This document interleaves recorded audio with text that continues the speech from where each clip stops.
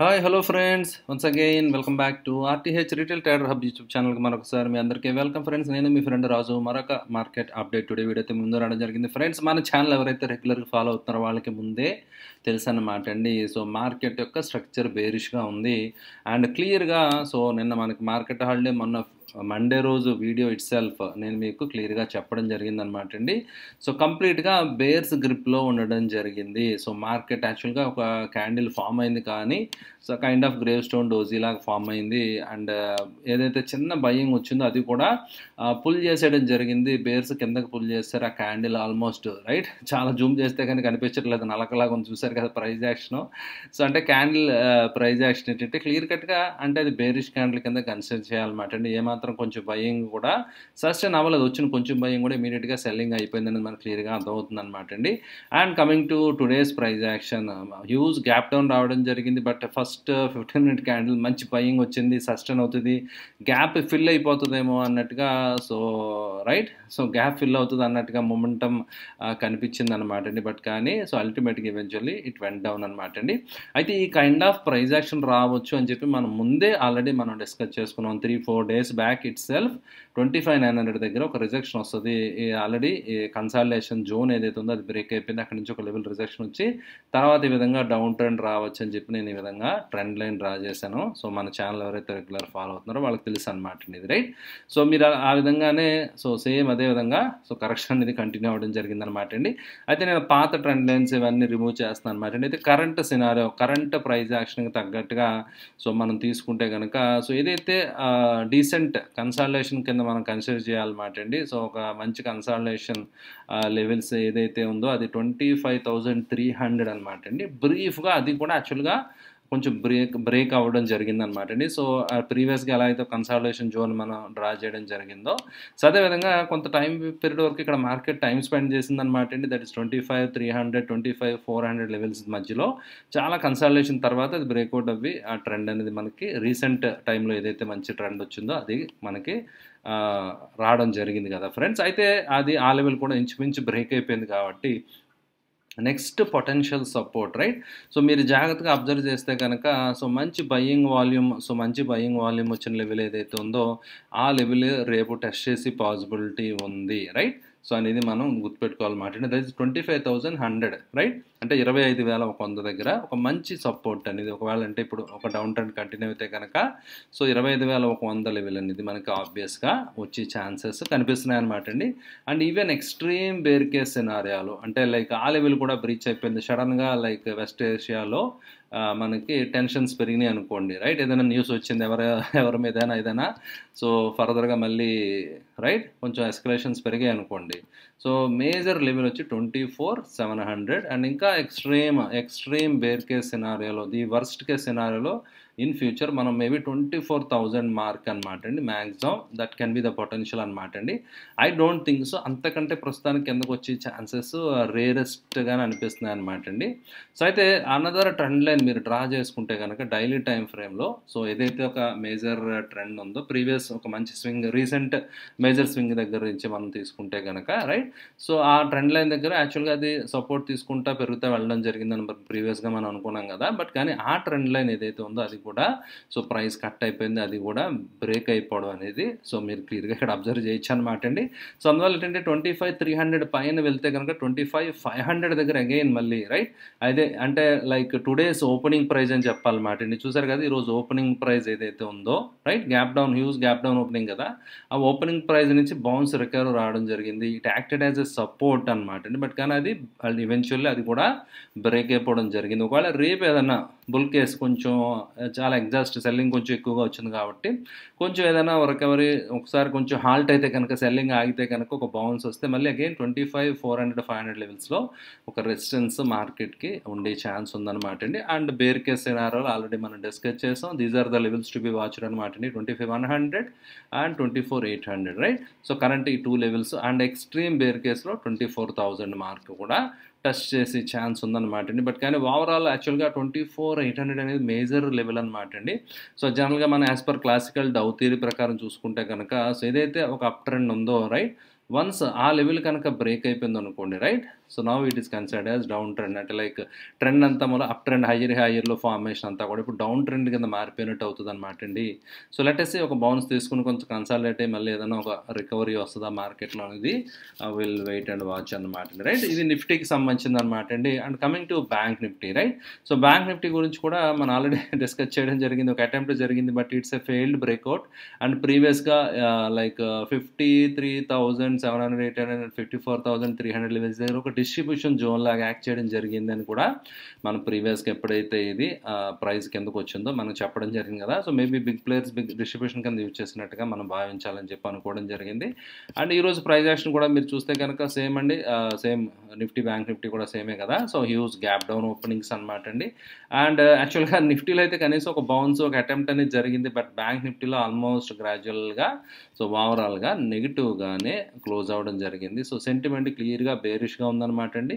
So క్లియర్గా మనం అర్థం చేసుకోవచ్చు అనమాట అండి. సో ఎక్స్ట్రీమ్ బేరిష్నెస్ అనేది ప్రస్తుతానికి మార్కెట్లో మనకి క్లియర్గా కనిపిస్తుంది అనమాట అండి. సో ఇదైతే ట్రెండ్ లైన్ ఏదైతే ఉందో ఆ ట్రెండ్ లైన్ దగ్గర 51,300 400 లెవెల్స్ దగ్గర ఒక మంచి సపోర్ట్ తీసుకునే ఛాన్స్ ఉందన్నమాట అండి. రైట్, సో ఈ ట్రెండ్ లైన్ ప్రకారం అనమాట అండి. సో అదర్వైజ్ నార్మల్గా మీరు లెవెల్స్ చూస్తే కనుక ప్రీవియస్గా కొంచెం కన్సాలిడేషన్ అయిన జోన్ ఏదైతే ఉందో దట్ ఈస్ 51,000 అండి. అండ్ సైకలాజికల్ మార్క్ కూడా కదా, ఒకవేళ రేపు కూడా ఒక 700-800 పాయింట్స్ లాంటి ప్రైస్ కరెక్షన్ అయినా వస్తే, బేర్ కేస్ న్యూస్ ఏదైనా వస్తే కనుక ఈ లెవెల్స్ కొంచెం సపోర్ట్ కింద అక్కడ హోల్డ్ అయ్యే ఛాన్సెస్ ఉన్నాయన్నమాట అండి. సో 51,200 51,000 లెవెల్స్ దగ్గర bank Nifty might find support అనమాట అండి. ఆ లెవెల్స్ దగ్గర సపోర్ట్ తీసుకునే ఛాన్స్ కనిపిస్తుంది ఫ్రెండ్స్. రైట్, అయితే చూద్దాం మరి ఈరోజు ఇన్స్టిట్యూషన్స్ ఏం చేయాలి చూడండి. మీరు ఇక్కడ జాగ్రత్తగా అబ్జర్వ్ చేయండి ఫ్రెండ్స్. 15,000 కోట్లు సెల్ చేయడం జరిగింది. ఎందుకంటే ఎఫ్ఐఐస్ ఆల్రెడీ రీసెంట్ టైంలో కొంచెం చేశారు. Already they have been selling, అది మనందరికీ తెలిసిన విషయమే.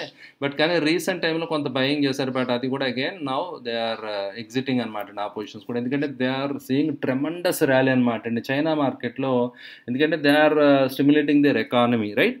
ఎకానమీలో రకరకాల ప్యాకేజెస్ అవి లైక్ అలా ఇన్సెంటివ్ ఇచ్చేసి కొంత స్టిమ్యులస్ అంటే ఎకానమీలో డ్రైవ్ చేయడానికి ట్రై చేస్తున్నారు. కాబట్టి అది వండర్ఫుల్ ర్యాలీ అనేది రీసెంట్ లాస్ట్ వీక్ మీరు చూడొచ్చు అనమాట. అయితే ఈ week I think national holiday, China 1 week పాటు హాలిడే అనమాట అండి మార్కెట్. సో ప్రీవియస్ వీక్ మనం చూస్తే కనుక వండర్ఫుల్ ర్యాలీ అనేది మనం విట్నెస్ చేసాం అనమాట అండి. ఎఫ్ఐఎస్ ఫ్లోస్ అన్నీ కూడా కొంతవరకు చైనా సైడ్ వెళ్ళిపోతున్నాయి అనేది కూడా మనం అబ్జర్వ్ చేయొచ్చు అనమాట దాన్ని బట్టి. అయితే డిఐఎస్ వాళ్ళ శక్తి వంచన లేకుండా ఆల్రెడీ ఫస్ట్ వీక్ కదా ఎస్ఐపి అమౌంట్స్ అన్నీ కూడా అందుతూ ఉంటాయి. అండ్ డిఐఎస్ ఆల్రెడీ కొంత క్యాష్ రిజర్వ్లో ఉన్నారు కాబట్టి సో వాళ్ళంతా వాళ్ళు దే సపోర్టెడ్ అనమాట అండి. బట్ కానీ ఈవెన్చువల్ అయినా కూడా సో మార్కెట్ చాలా పడిపోయిందనమాట అండి. సో మేబీ రీటైల్ పీపుల్ కూడా ఖచ్చితంగా కొంత ప్రాఫిట్ బుకింగ్ ఎగ్జిట్ అవ్వే ఛాన్సెస్ మనకి క్లియర్ కనిపిస్తున్నాయి అనమాట అండి. రైట్, ఓకే అండి. సో అందువల్ల మనం చూడొచ్చు అనమాట అండి. సో ఇంత డౌన్ మార్కెట్లో కూడా నేను ఎప్పుడు చెప్తా ఉంటాను కదా, always there is bull market somewhere in the corner, right. So ఎక్కడో దగ్గర ఒక బుల్ మార్కెట్ ఉంటుంది అనమాట అండి. కొన్ని స్టాక్స్ వండర్ఫుల్గా 5% అబోవ్ చాలా స్టాక్స్ పెరగడం జరిగిందనమాట అండి. బట్ నిఫ్టీ పరంగా చూస్తే కనుక ఓన్లీ 2 స్టాక్స్ మాత్రం ప్లస్లో ఉన్నాయి, 48 స్టాక్స్ నెగిటివ్గా ఉండడం జరిగింది. సో అక్రాస్ మొత్తం ఓవరాల్గా మేజర్గా అన్నీ కూడా రైట్ ప్రైస్ కరెక్షన్స్ అనేవి మనం చూడడం జరిగింది కదా ఫ్రెండ్స్. ఓకే, కొన్ని స్టాక్స్ 52 వీక్ హైస్ దగ్గర ఉన్నాయన్నమాట. ఇంకా యూ కెన్ ఇమాజిన్ అనమాట. ఇంత కైండ్ ఆఫ్ నెగిటివ్ సెంటిమెంట్లో కూడా ఈ బేరిష్నెస్లో కూడా అవి నిలబడ్డాయంటే they are going to be leaders అనమాట అండి. నెక్స్ట్ కమింగ్ లెగ్ ఆఫ్ ర్యాలీలో అవి లీడ్ చేసే ఛాన్స్ ఎక్కువగా ఉంటుంది అనమాట, రైట్. అయితే ఈరోజు మిడ్ అండ్ స్మాల్ క్యాప్స్ స్పేస్లో కూడా మంచి డీసెంట్ కరెక్షన్ అనేది మనం చూడడం జరిగింది. ఇట్ ఈస్ లాంగ్ డ్యూ అనమాట అండి. అండ్ మీరు చూస్తే కనుక రియాలిటీ, ఆటో, ఇన్ఫ్రా ఇవన్నీ కూడా సో మీరు చూడొచ్చు అనమాట అండి. And mid cap, right. So mid cap కూడా 2% దాకా పడిపోవడం జరిగింది. యాక్చువల్గా నిన్న చాలా బాగానే హోల్డ్ అయిందని మనం అనుకున్నాం కదా, బట్ కానీ ఇమీడియట్గా ఈరోజు 2% చొప్పున మిడ్ క్యాప్ స్మాల్ క్యాప్ స్పేస్లో ఇండెక్సెస్ కరెక్ట్ అవ్వడం అనేది జరిగిందనమాట. ఓవరాల్ అక్రాస్ అంతా కూడా రెడ్ అనమాట అండి. రియాలిటీ, ఆటో ఇవన్నీ కూడా. అయితే మెటల్స్ యాక్చువల్గా మైట్ హ్యావ్ డన్ బెటర్ అనమాట అండి. Yes, look at this, right. ఎందుకంటే మెటల్ స్టాక్స్ బాగా పెర్ఫామ్ చేస్తున్నాయి అనమాట. మెటల్ ఇండెక్స్ స్టిల్ ఇంకా కొంచెం హై దగ్గరే, లైఫ్ టైం హై దగ్గరే ఉంది, మీరు ఇక్కడ అబ్జర్వ్ చేయొచ్చు అనమాట అండి. సో దానికి reason like iron ore prices ఇవన్నీ లైక్ తగ్గినాయి అనమాట అండి ఇంటర్నేషనల్గా. So some other right factors ఏవైతే ఉంటాయి, ఫండమెంటల్ ఫ్యాక్టర్స్ సెక్టర్ టైల్విండ్ కింద వర్క్ చేయడం యాక్ట్ చేస్తుంది అనమాట అండి. అందువల్ల ఈ స్టాక్స్లో మొమెంటం కంటిన్యూ అవుతూ ఉందన్నమాట అండి, రైట్. సో ఈ విధంగా మనం అబ్జర్వ్ చేస్తూ ఉండాలి ఫ్రెండ్స్. అదేవిధంగా కరెంట్ ఎస్కలేషన్స్ మిడిల్ ఈస్ట్లో ఉండడం వల్ల ఇరాన్ మీద ఏదైతే ఆయిల్ ఫెసిలిటీస్ ఉన్నాయో దాని మీద అటాక్ జరగచ్చు ఏం చెప్పి ఉందన్నమాట అండి న్యూస్. సో అలాంటిది ఏమైనా జరిగితే ఏమవుతుందంటే క్రూడ్ ఆయిల్ షార్ట్ అప్ అయిపోతుంది అయిపోయిందండి. అలాంటి న్యూస్ వల్ల ఒక్కసారిగా క్రూడ్ ఆయిల్ అనేది పెరిగిపోవడం జరిగింది. సో, క్రూడ్ ఆయిల్ ఎప్పుడైతే పెరిగిపోయిందో, సో, ఇందాక మనం రా మెటీరియల్ ఐరన్ ఓర్ తగ్గితే మెటల్ ఈ రిలేటెడ్ కంపెనీస్‌కి కొంచెం కాస్ట్ ఎఫెక్టివ్‌గా ఉంటది. మార్జిన్స్ ఇంప్రూవ్ అవుతాయి. వాళ్ళ ప్రాఫిటబిలిటీ పెరుగుద్దనమాటండి. సో, ఈ కేస్ సినారియోలో క్రూడ్ ఆయిల్ ఒకవేళ షూటప్ అయిపోతే గనక లైక్ పెయింట్స్ కానివ్వండి, టైర్స్ కానివ్వండి, ఆ స్టాక్స్ మీద ప్రభావం పడతది. ఆ కంపెనీస్ మీద నెగెటివ్ ఎఫెక్ట్ పడే ఛాన్స్ ఉంటది. ఎందుకంటే రా మెటీరియల్ కాస్ట్ పెరిగితే అల్టిమేట్‌గా సో, వాళ్ళ యొక్క ప్రొడక్షన్ మార్జిన్స్ ఏవైతే ఉంటాయో ప్రాఫిటబిలిటీ అనేది కొంచెం ఎఫెక్ట్ అయ్యే ఛాన్స్ ఉంటదనమాట. ఎందుకంటే immediately they cannot transfer to the customers కదా! సో, క్లయింట్స్‌కి ట్రాన్స్‌ఫర్ చేయడానికి, కస్టమర్స్‌కి ట్రాన్స్‌ఫర్ చేయడానికి ఇట్ టేక్స్ సమ్ టైమ్ కదండీ. సో, మీన్ వైల్ కొన్ని క్వార్టర్స్ వరకు ఆ ప్రెషర్ అనేది ఆ పర్టిక్యులర్ సెక్టర్ సంబంధించిన స్టాక్స్ మీద ఖచ్చితంగా ఉండడం జరుగుతుందనమాటండి. సో, ఈ విధంగా మనం అనలైజ్ చేసుకుంటా ఉంటే విల్ గెట్ సమ్ పిక్చర్ అనమాటండి. కొంచెం క్లారిటీ అనేది మనకి రావడం జరుగుతుంది. Coming to India VIX and global markets అనమాటండి. ఇండియా విక్స్ నార్మల్‌గానే ఉంది ఫ్రెండ్స్. ఒక 10% పెరిగిందంటే ఇట్స్ హార్డ్‌లీ దాని రేంజ్‌లోనే ఉంది కాబట్టి nothing we need not worry at all అనమాటండి. So, extreme bear case and severe scenarios, panic అలాంటివి లేవు మార్కెట్‌లో. నార్మల్ కరెక్షన్ ఇది. నార్మల్ ప్రాఫిట్ బుకింగ్ జరుగుతుంది తప్ప ఏదైనా ఏ రేట్ వచ్చినా పర్లేదు డంప్ చేసి వెళ్ళిపోదాం అలాంటి ఫీర్ అయితే లేదనేది క్లియర్‌గా నాకైతే అనిపిస్తుందనమాటండి. విజిబుల్‌గా మీరు కూడా చూడొచ్చనమాటండి. సో, ఓవరాల్‌గా సో, మార్కెట్ అయితే ఓకే అండి. కొంచెం జాగ్రత్తగా ఉండాలి తప్ప బట్ వి నీడ్ నాట్ మొత్తం అన్నీ వదిలి పారిపోవాల్సిన అవసరం అయితే లేదనమాటండి. సో, అది దృష్టిలో పెట్టుకోండి. గ్లోబల్‌గా ఏషియన్ మార్కెట్స్ నుంచి క్యూస్ లేవనమాటండి. And DAX also trading negative అనమాటండి. వండర్‌ఫుల్ షో తర్వాత రీసెంట్ టైమ్‌లో చాలా బాగా రన్‌అప్ వచ్చింది కదా! ఇందులో కూడా. సో, యూరోపియన్ ఇండెక్స్ కూడా కొంచెం కూల్ అవ్వడం జరిగింది. అండ్ ఈరోజు నైట్ ఎస్ఎన్‌పి ఇవన్నీ ఎలా రియాక్ట్ అవుతాయో చూద్దాం అనమాట. సమ్ డేటా ఈజ్ అవైటెడ్ అనమాటండి. I think employment related data ఇవన్నీ పెండింగ్‌లో ఉన్నాయన్నమాటండి. సో, ఆ డేటా తర్వాత సో, మనకి అందులో రియాక్షన్స్ వచ్చే ఛాన్సెస్ ఉంటాయన్నమాటండి. సో, అన్‌ఎంప్లాయ్‌మెంట్ రిలేటెడ్‌గా ఏదైనా రైట్? సో, అంటే ఏం చెప్తుంటారంటే సాఫ్ట్ ల్యాండింగ్ అంటారన్నమాట. అంటే ఏదైతే కర్వ్ నేను మీకు మాస్టర్ క్లాస్‌లో అది కూడా చెప్తా ఉంటాను కదండీ! రైట్? చెప్పాను ఆల్రెడీ.